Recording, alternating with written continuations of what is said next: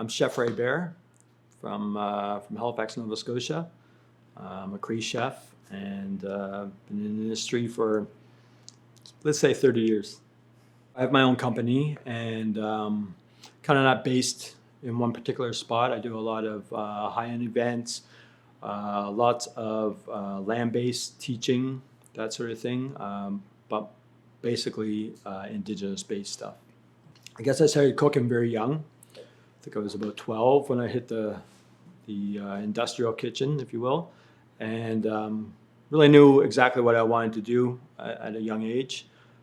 Put my heart and soul into it and kind of jumped in 2 feet and had some really fantastic mentors along the way.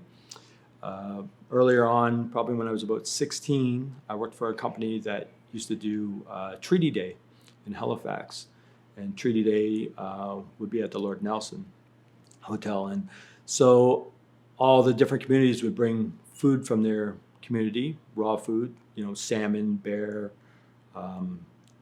venison, eels, anything that you can think of, they would bring it in, and we would be tasked with kind of making a meal for the large group for that day, a bit of a celebration. And my background is Cree.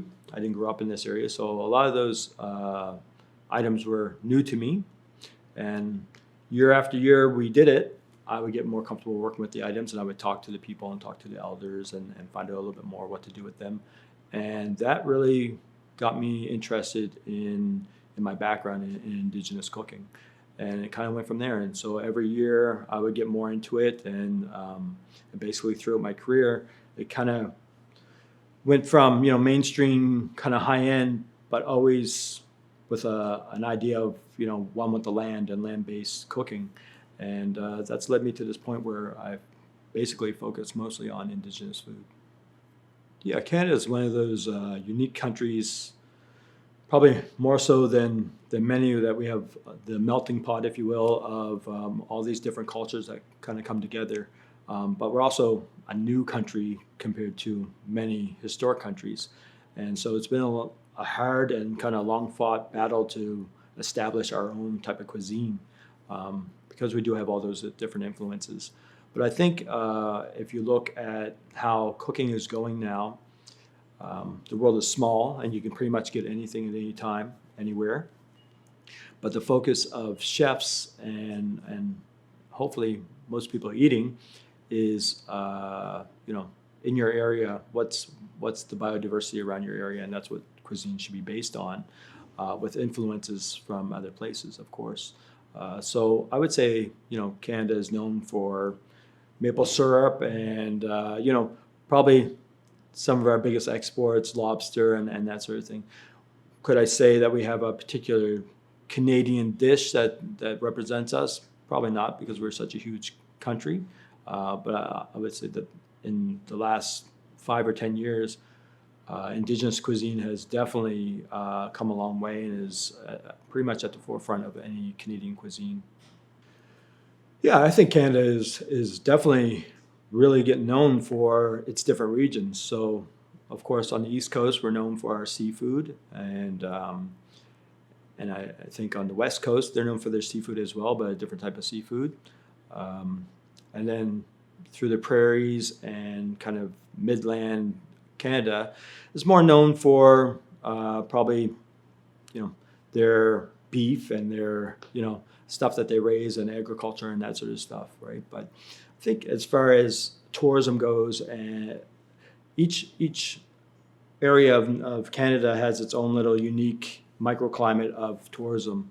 And so you're going to come east if you want, the New Scotland kind of experience. As far as Indigenous goes, how many different bands are there across the country? And each one of them has its own biodiversity around their land. And so as far as Indigenous tourism goes, as you travel throughout the different bands, you would get a different experience in each one. Yeah. Really leaning into that local, from the land, what you have available, making the most of it, and yeah, I mean, creating from that. That's right. You look at what's in your area. Of course, some of Canada doesn't have moose. Some of the the wild geese don't fly in different areas. In some areas they're abundant. So of course, the biodiversity of what's grown and what comes in that area is going to dictate what that tourism is going to be able to offer. You know, they're not going to do lobster on the beach in Ontario, you know? No, exactly. I mean, they might, but Yeah, it wouldn't be might not authentic. the best experience. Yeah, it wouldn't be authentic. Authenticity in Indigenous cuisine, I think, is so important. And it lends itself to wherever you're at. What Mi'kmaq offer compared to what the Cree offer, or some of the bands in BC. I think there's like 235 different nations in BC, and so each one of them would have a different micro cuisine. Some of them probably would be very similar because they would trade quite often with each other, and that's how Indigenous communities work. They're about relationships, and they would trade with one another. So you would see maybe similarities throughout the regions, but each one would have its own little micro cuisine for sure. So it's really authentic to the place. You can't really put. That's right. Yeah. I mean, if you look at say salmon, a product like salmon, our Atlantic salmon is quite different from the West Coast salmon. You know, fat content and all that sort of stuff. It's different species, and you can only really experience Atlantic salmon in this region. You're not going to get that anywhere else in Canada. I write menus quite often for many different restaurants, and a lot of them want to incorporate Indigenous food into their restaurants. Some of it, I'm always very sensitive about it because I want it to be authentic, and also I want it to be accepted. So you can't put beaver roast on the local town diner, but you can add little things here and there that would be true to Indigenous cuisine, and maybe it just might be part of a dish, one little component part of a dish. Somebody eating that might recognize that as, oh, this is local, and Indigenous people produce this or have been producing this for a long time.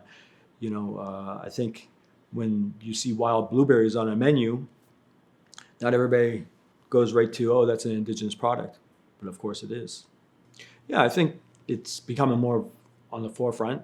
Obviously, media is going crazy over Indigenous food right now. It's everywhere. But I think as far as industry, each restaurant, each server, everybody needs to kind of educate themselves and then relay that to the customer. The customer's excited to learn about it, and as you see more people are foraging is a big thing right now. As you see more of that product come to the forefront of menus, you're going to have to know where that came from and how it's harvested and that sort of thing, and probably how it has been done traditionally for years. Yeah, I mean, I write menus and I put Indigenous pieces on there, but then I have to teach cooks how to do it. Then I have to teach the staff how to sell it.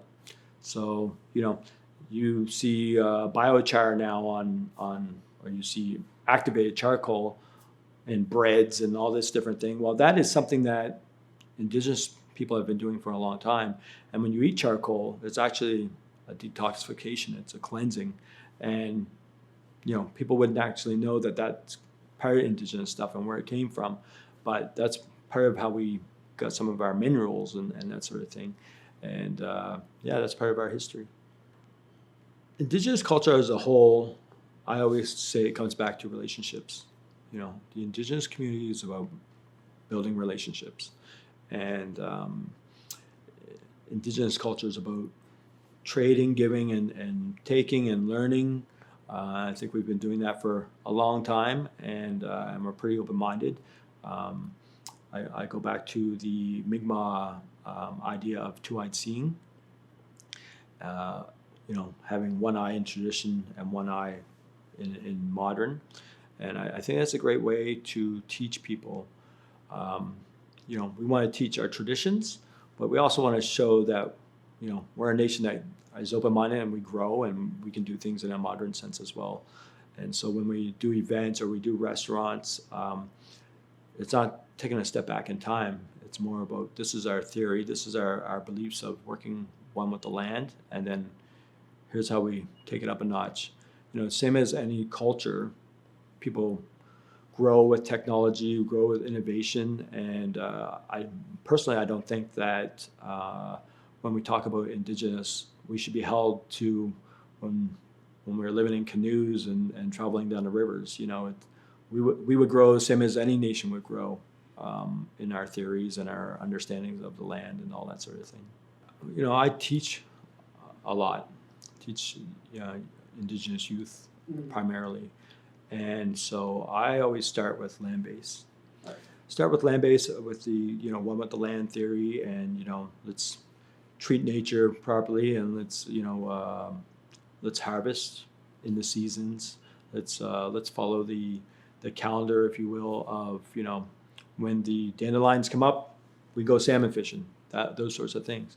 And then once we get that product and we harvest that product, let's take it back to the kitchen and let's treat it with the same sort of respect, and make sure that we can make the best product we possibly can out of it. And then let's try to be innovative. Let's take it to another level, and let's incorporate some of the things that we've done historically, but let's incorporate, we're making pine cone toffee, and we're making, spruce tip syrups, and we're doing all this different stuff. Let's incorporate it, and let's be innovative with it, and maybe serve it in a different way that represents the modern and the traditional at the same time. When I think about culture to me means cuisine, means food, it means language, and it means the biodiversity of the area that you're in. And I think that's the three main things for me that builds culture, that determines culture. And if you don't respect those and take those in, then I don't think you really have a true culture. I think that's what your culture is based on. And I think Indigenous ways, we accept that 100%. That's what we're based out of. So if you go to different bands and you learn the different differences between the cultures in different nations, you'll see that a lot of our theories and a lot of our beliefs and those sorts of things kind of lie in the same area. But you might get a completely different experience on one coast to the other, or up north, and there's different things. We probably didn't do a lot of fermentation down here, because we had readily available product all the time, and we had different seasons and that sort of thing. We ice fished, we did all kinds of different stuff. But if you go up north, they fermented seal for long periods of time to make it edible, and so all those different nations have different ways of doing things, and that's why you're going to get a different experience wherever you go. Yeah, I guess going back to the regulations is very challenging. And then also if you're writing menus and you're working off of the seasons, well, each season has micro seasons, and things might be only available for 5 days. You might be only able to harvest that for 5 days, and that's where different techniques come in, modern techniques of fermentations or picklings and that sort of thing. But the challenge is, if you want consistency in a restaurant, you kind of need the convenience of having that product all the time, and that's not really going to be authentic if you're trying to work from the calendar year of when we harvest stuff. Yeah, the balance of maintaining the traditional way of doing things versus running a business. Right, exactly. Yeah, and there's ways of doing stuff. That's why we smoke things and that sort of thing to prolong the life and to carry it over into different seasons. But you can't do that with everything. Yeah. I think that we could definitely, do, an Indigenous Michelin star restaurant, no problem. Probably have to be on a reserve somewhere. We'd probably have to be located on a reserve somewhere where some of the government regulations didn't play a role, and we would actually have the freedom to do the cuisine properly. For sure. I think that there's lots of opportunity for that. As far as skill level, I think the skill level is there. I see Indigenous chefs doing amazing things all the time. So I don't think it's a weakness or anything like that. I think it's more of if we can bypass some of the regulations and allow us to kind of showcase our food, and really step it up to a level that people would come in from around the world, fly in from around the world, and really want to experience it. Yeah. Problem is that most reserves or most bands aren't located in heavily populated areas. We're pushed out to the outskirts. So to get something with a population that can support a high-end restaurant would probably be a challenge. It's interesting. Can a non-Indigenous person do an authentic Indigenous meal? Possibly, if they were trained properly, if they were trained in the community, or if they've done enough research. Sure, I think they could do that, as long as they respect everything. It's like sushi restaurants, right? How many Japanese people are actually here pumping out sushi? It's how authentic can you produce it? And I think if you look at Nova Scotia Indigenous tourism, their number one thing is it being authentic. So I think if you can get the nod from them, you'd be okay. The idea of local and buying in season, that's Indigenous. That comes from Indigenous theory. That's how we've lived forever, and how our cuisine was made. We didn't stay in one space and just pick from that area. We would have starved. We moved through the seasons to harvest different things in different areas. That's a lot of Indigenous, historically, a lot of Indigenous bands would pick up and move their whole community with the seasons. And we would eat more of a meal, a huge meal, once every 3 days, if you will. It wasn't a three meal a day type of thing. We would eat in large quantities and then not eat for a couple of days, and then move to a different area and harvest more. And that was kind of how we lived. Yeah, I think the opportunity is to stay focused on kind of their area and what they know. If they're in a eel harvesting area, well, focus on the eel. If you're part of the lobster fisherman community, then focus on the lobster, those sorts of things. And I always believe something that I was told a long time ago. What grows together goes together. And when I develop menus and I put food together, I kind of incorporate that in what I'm doing. And so, later today we're going to be doing some cooking, and we'll incorporate some blueberries and maple syrup into rabbit. Well, those things are together in the forest, and they go together. And so, when I quite often think about that as I'm putting things together on a menu.